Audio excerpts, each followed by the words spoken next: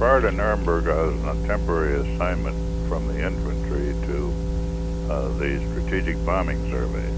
Oh, yes. I got there, well, just a little before VE Day, and was there until the end of late in August, I think. Before that, I'd been in the 1st Division as a combat radio operator. How did you happen to get picked for duty in Nuremberg, and what were your initial duties? Well, it's a long story, but I'll make it short. If you want more details, I will give it to you. Okay. I was on detached service from the infantry to the bombing survey. Right. And while I was there, I had heard about the preparations for the Nuremberg trials, and I told my superior officer that if there's anything he could do to get me there, I'd like to be there. He gave me, he introduced me subsequently to a colonel who was then stationed in Paris, preparing for the Nuremberg trials. And I told the colonel what my interest was and what my background was, and he told me to get in touch with him when I was free for transfer, which I subsequently did. And then, to make a long story short, I got an order to report to Paris, and when I reported, I found that my letter had found its way into the hands of then Colonel Bob Story, who was executive counsel to Jackson. Story was a Dallas lawyer with whom I'd done some work before the war, and when he saw my letter to this other colonel, he said, bring him over, and that's how I got there. What was the attraction to you? Well, 2 attractions. One, I'd been in the infantry overseas all the way from D+6 to almost to VE Day. Walked all across France, Belgium, and Germany. When I completed my assignment with the bombing survey, I would have been transferred right back to my division. At that time, there was serious thought of the division being transferred to the Pacific. I'd had enough. I think you'd paid your dues. Yeah, and also being a lawyer, I was really interested in what I'd heard about the Nuremberg trials. Since I hadn't used any of my legal expertise so far in the war, I thought it'd be kind of fun to do so, and also be a lot pleasanter than going back in the infantry. Before we move on to your Nuremberg experience, you had a hell of a war until then. What stands out as the most vivid or unforgettable combat experience you've undergone until then?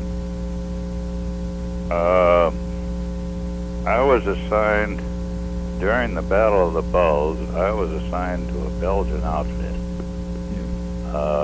in a forward position, and it was quite clear to me that the only purpose of my being there with my radio was to tell my outfit if the Germans were coming through, because it wasn't a damn thing those boys could have done. They'd been training in the woods and didn't know anything about military activities at all. That was rather exciting. Nothing. I can well imagine. Nothing serious happened there. As a matter of fact, it proved to be very interesting, but it was scary. So you get to Nuremberg. You're now part of the, I imagine, the office of the chief counsel. You're generally under the Jackson umbrella. That's right. Who was your immediate superior there? Is it still Story? Well, my immediate superior was Hardy Hollers, who's a lawyer in Austin. I've looked him up in the Martindale Law Directory and the Austin Directory, and I don't find him there, so I presume he's no longer living. Or he's retired and gone someplace else. Well, okay, so you check in. This chap is your superior, and what are your immediate duties?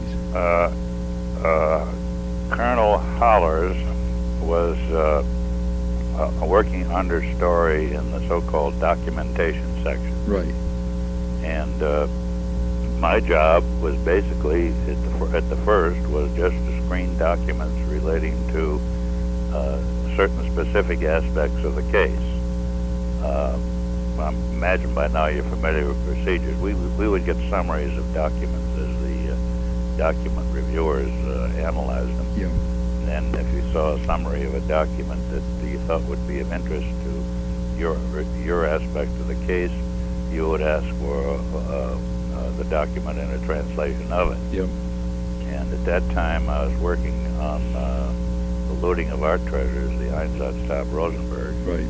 And let's see, wanton destruction of towns and villages, material which I gathered was ultimately turned over to the Soviets because it was primarily within their area of authority. Yep.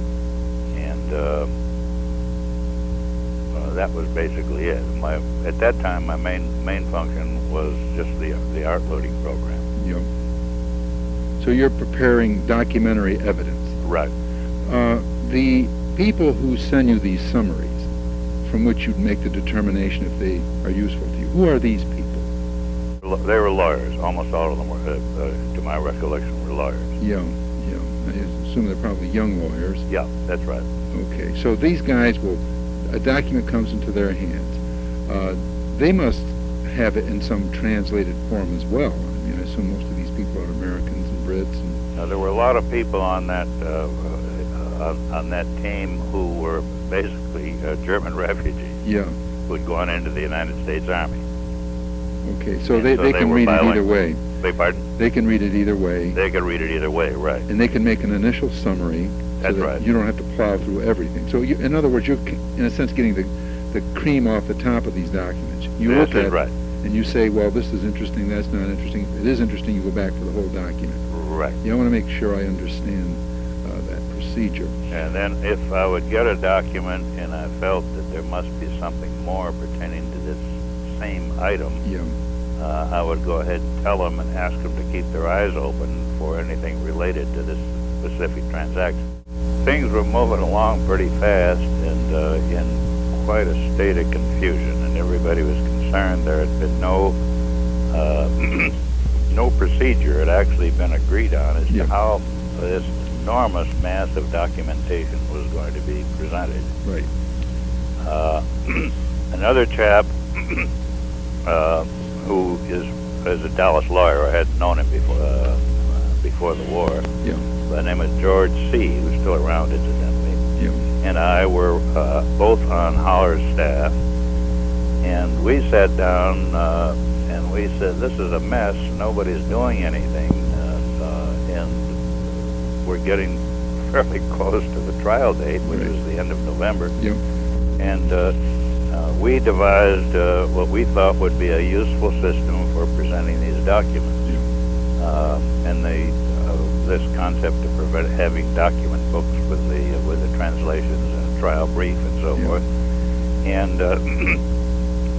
the two of us prepared a trial brief, just a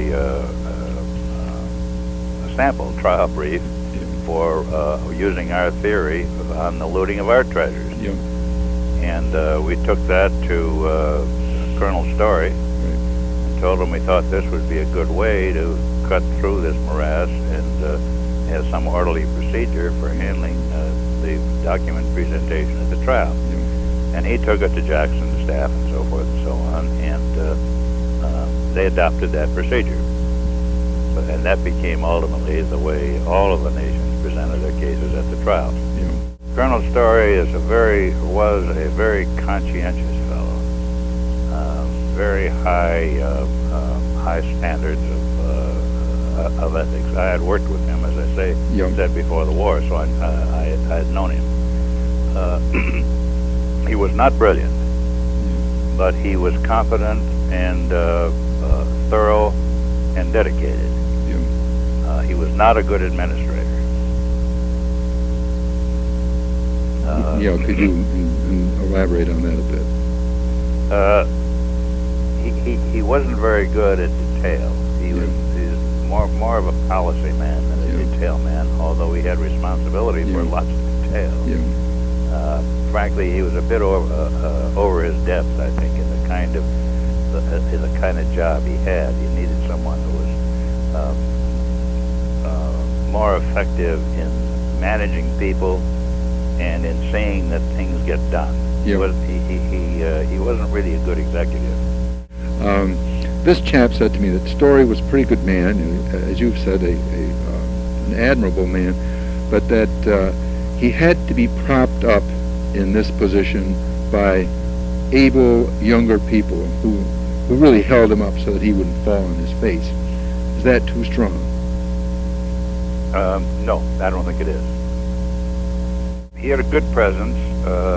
He was fairly good looking, carried himself well, spoke very well. He had a nice personality. He was a rather mild-mannered sort of a man, which was one of his problems. It wasn't a very aggressive character. What stands out in your memory about your observations of Justice Jackson? I know you're just a young lawyer. He's a kingpin there, but you do observe him there, and I wonder what may have stood out in your memory. I had very little contact with Jackson, except fairly late, not too long before the trial started, when I got fed up with the situation I was in. You see, I was a private first class all through So you're there with a law degree.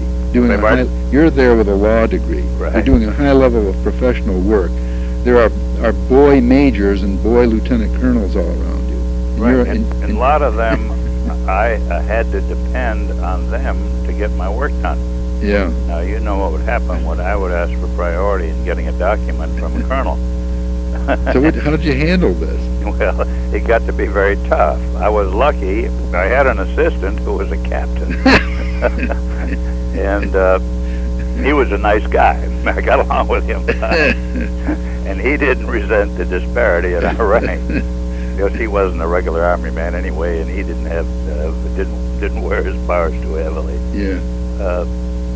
But it was very, very difficult, and I got fed up with that. And very honestly, I waited until a certain date. I don't know how much of this you want to publish or not.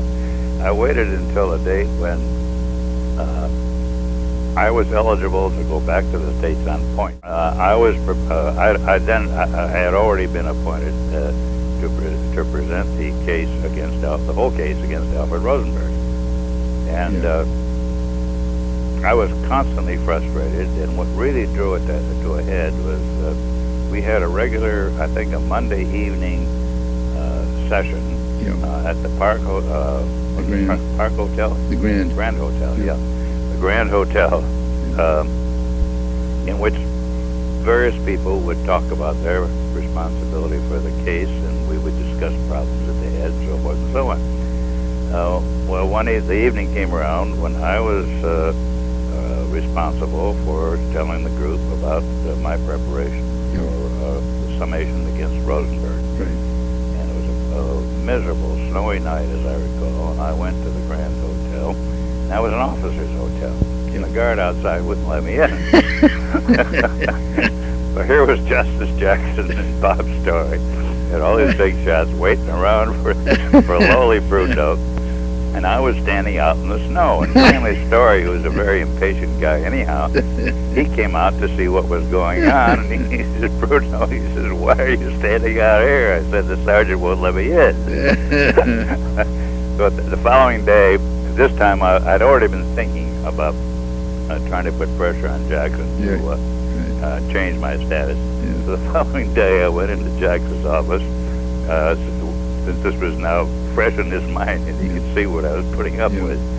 And I told him that I was completely fed up. I was living in enlisted men's barracks and eating lousy food. Had no transportation, so forth and so on. Had a difficult doing my job, and I summed up all my grievances, and I said, I hate to do this to you, sir, but I'm eligible to go home on points. I know that'll put you in a spot if I go home, because nobody else knows this case as I do. But I'm just not going to put up with this crap anymore. So he then arranged for me to get a civilian appointment. And in one day, I moved from being private first class in the Army to a civilian with an assimilated rating of lieutenant colonel. Battlefield commission. Beg pardon? Battlefield commission. Well, not exactly, because you see, I was discharged from the Army over there. Yeah. They discharged me and gave No, me I understand. the civilian status, and that determined my pay and privileges and so forth. And I moved in with a bunch of high-level officers in a very nice house in a suburban area of Nuremberg. So that by the time you're presenting the case against Rosenberg, you're not standing there with one stripe on your sleeve. No, I was standing there in a military uniform without the Army insignia. Yeah, yeah. Well, they bring in Rosenberg. Is this the first time you clap eye on one of these defendants? Yes, I think it was. I'd seen his picture, but I hadn't seen him personally. So here is your quarry, your prey walks into the room. What's your impression? Very unimpressive kind of a fellow. A very ordinary-looking man, rather weak face, and my German wasn't adequate at the time. I'd had some German in college and picked up some during the war, but wasn't very good. But my impression was that he was somewhat of a bumbler. Yes. In a way, let me see if I can phrase this properly. In a way, is this at all a disappointment? You know, it's like prepping yourself to get in the ring with a heavyweight, and you're ready to tear at him, and some wimp steps into the ring with you. I wouldn't say it was a disappointment. It was a surprise because I had read so much about the power of these people, and I expected to see someone who had an aura of authority about him. You know? Yeah. And he didn't have it at all. In fact, that was my impression of most of these people as I watched them during the trial. Yeah. They were all third-rate people, right, with enormous energy. More energy than brains. Is that essentially? I think that's exactly right. Now, we had a whole room full of file boxes of correspondence by Rosenberg. Yes. And there's no way that an ordinary person like you and me could possibly have carried on that kind of correspondence and done his job as well. They did have enormous energy and devotion to duty. You know, after all, Rosenberg was publisher of the Focus of Beobachter. Right. He was the official Nazi ideologist. He was a Reichsleiter, member of the cabinet, minister of the occupied East, and head of the Einsatzstab Rosenberg for art looting. Sounds like a full plate. An awfully full plate. You wonder how he could do it. Since he is, in a sense, one of Goering's procurers for art, did you have a chance to notice how Goering relates to him in the dock?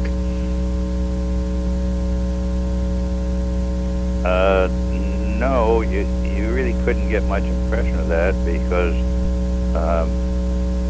they weren't sitting very close to each other. Yeah. Let me see, I got a picture right here on the wall. Let me see where he was. Right. I talked to Drexel Sprecher. Mm-hmm. He described to me how he had organized something of a seminar in the early weeks, which would meet in the Grand Hotel, where the problems and elements of the case would be discussed. Is that the meeting you were trying to go to that Monday night that you described? Yes, that's right. I hadn't realized that Drex had actually organized that. That was the deal, all right. He organized it, and then I can't remember now. We talked 2 or 3 weeks ago. He explained to me why these things were stopped.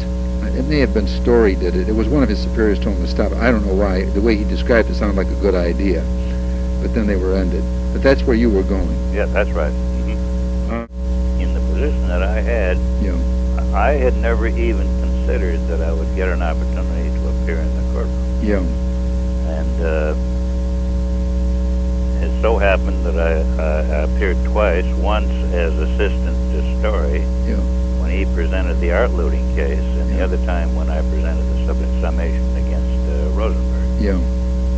How did you get that assignment? Do you recall?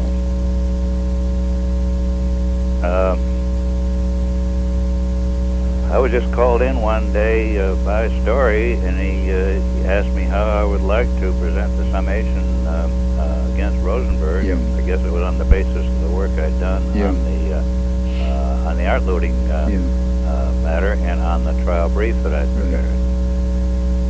Yeah. I presume he must have discussed it with Jackson a lot, although I didn't know that. Well, you must have felt pretty good about that. I felt great, although I was a little bit concerned. I'd never appeared in a courtroom in my life before that. It's a great place to start, an international. I've always said I only worked on one criminal trial in my life, and that was the greatest one in history. Because the procedures are a little bit of a hybrid of continental law and Anglo-Saxon law, I get confused sometimes. But when you say you did the summation against Rosenberg, is that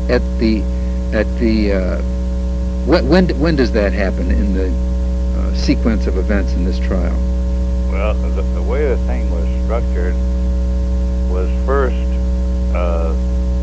the various crimes were developed just as crimes, right, without any effort to directly associate any particular individual with the crime, whether it was looting of art treasures or genocide of the Jews or whatever it might have been. Right. And then when that was all done, then they went back to the individual defendants and took them one by one and tried to show what their involvement was with the particular crimes. Right. The prosecution case is presented. Then the defense cases begin. And these guys were allowed to make an extensive statement. And I know that Goering spoke at great length. Right. Now, when do you make this summation against Rosenberg in this sequence of events? At the conclusion of the defense case. Were you nervous? Yeah, I was quite nervous until I got started. You know how that goes. Right. No, you won your case. Yeah, I guess I did. I'm not sure that I was responsible for winning it, though. I think the Germans won it for me. They provided us so much documentary evidence. Right. It was an easy case to win. The day that the verdicts are announced, where were you? Do you recall? I was back in the States. Oh, you left? Yeah, I left at the conclusion of the American case because I've been over there a long time. I was married and I wanted to get on with my life. More or less, what date can you tell me you left Nuremberg? I would say it's probably sometime in, I think it was sometime in February. Yeah. So you're back home and these chaps are executed. Mm-hmm. Did you have any personal reaction, let's say, to Rosenberg's execution? No, not really. By that time, I'd been so thoroughly imbued with the horror of everything these folks had done. Yeah. I really had absolutely no sympathy for any of them. Did you have any dealings, anything sticks in your mind about the local German populace, the people in the street? They were pretty run down. Yeah. It was pretty miserable. That bothered me actually to see some of these people. You see old ladies with a wheelbarrow. They'd go out to the edge of town to gather some wood so they could build a fire to cook. You know. Yeah. Trudging through the snow with this wheelbarrow with sticks on it. And,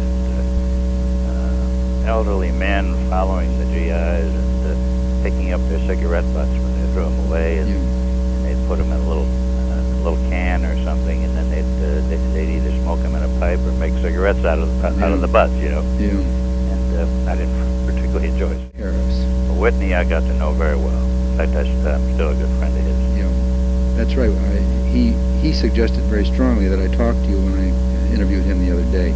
He seems like a very fine man. A very fine man and very able.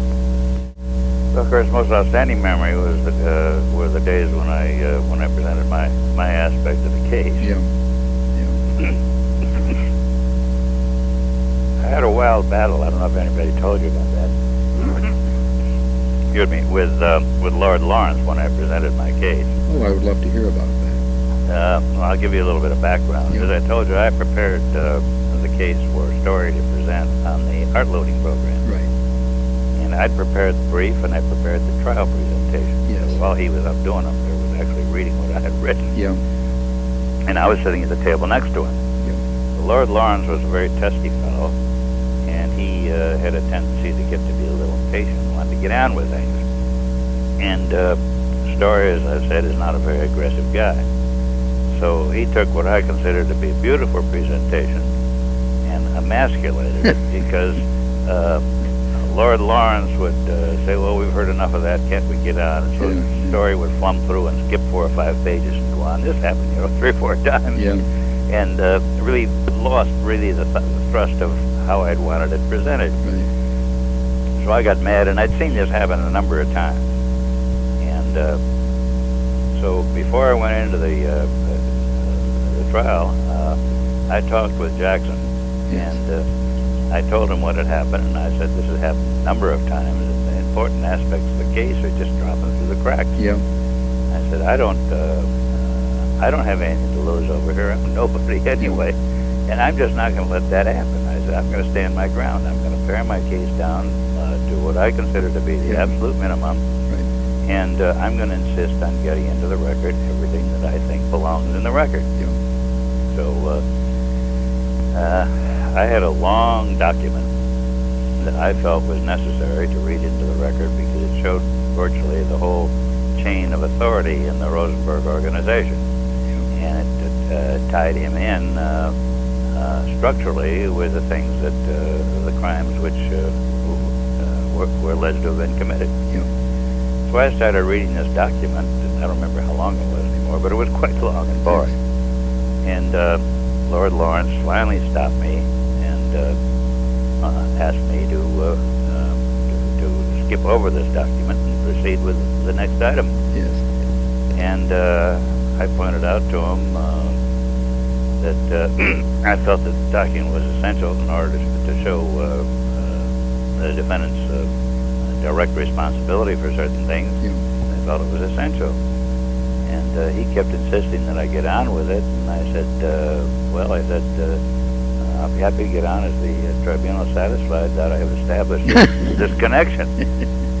And he consulted with some of his other colleagues on the bench, and he said, you may proceed, Mr. Brudno. I said, well, am I to understand that the tribunal is satisfied that I have established such and such a connection? He very testily said, yes, please get on with it, And so I went on. And go ahead. And after that day's session, I ended up fairly late in the day at the end of the session. It was quite flattering. The press gathered around me out in the corridor, They all thought it was great that I gave this guy his comeuppance.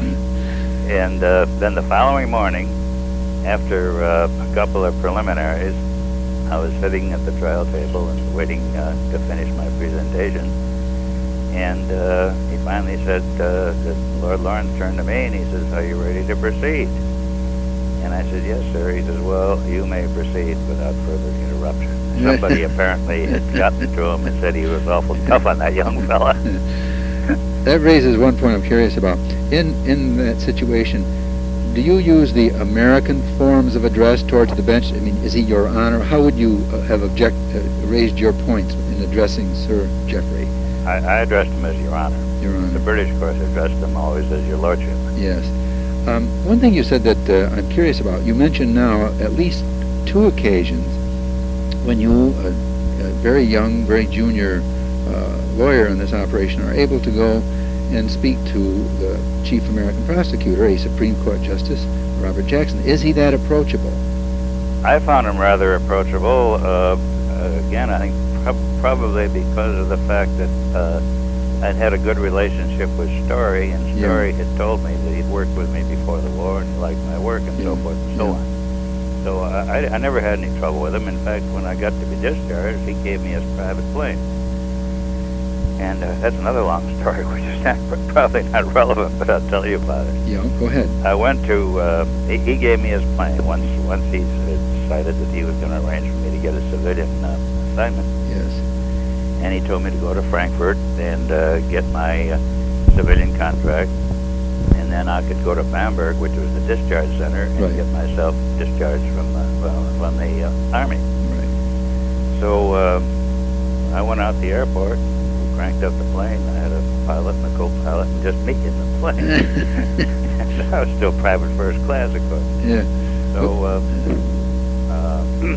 we went to Frankfurt, and I got just about through with discussing the terms and so forth and so on, give them a background and signing a lot of different papers. And the fellow I was dealing with, an officer there, said, now,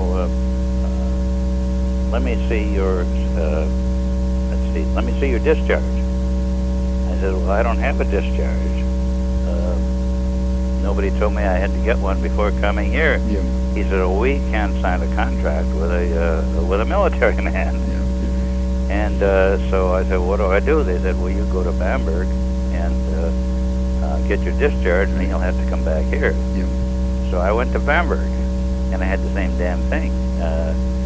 They gave me a physical exam and a few other things, and then he said, where's your civilian contract?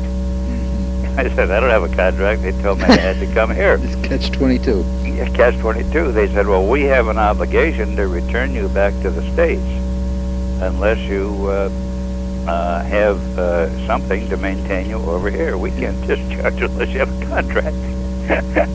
So I was just furious. I got in the plane here. I spent the whole damn day doing this circle. And I went back to Nuremberg, and the following morning I barged into Jackson's office, and I told him I was done. I was going home, and told him what had happened. Yeah. He says, well, come back in an hour or so, and we'll see what we can work out. So I come back, and a little while later, he said, well, he says, it's all straightened out. He says, you can go to Frankfurt and get your civilian contract. You can go to Bamberg and get your discharge, whichever you wish, and you won't have any further trouble. So I went the whole circle again the following day. What kind of a plane did he have at his disposal? Do you recall what it was? I think it was a DC-3, but I'm not sure. What was it? C-47 they called him. Is Mrs. Douglas, is Elsie Douglas, is she a gatekeeper? Is she formidable? Or how did you relate to her? She was pretty cold, particularly since I was not an officer. Yeah. I really had no business talking to his lordship, you know. And, so she was pretty cold until after I'd gone in and talked to him a couple times, and she realized that I was socially acceptable. That's always the way. Mm-hmm. Very good. I've enjoyed talking with you, and if anything occurs to you, well, don't hesitate to give me a ring. That's terrific. I appreciate it. And I'll look forward to seeing the results of your labors. Hope I do a decent job. I'm sure you will. Bye-bye. Thank you.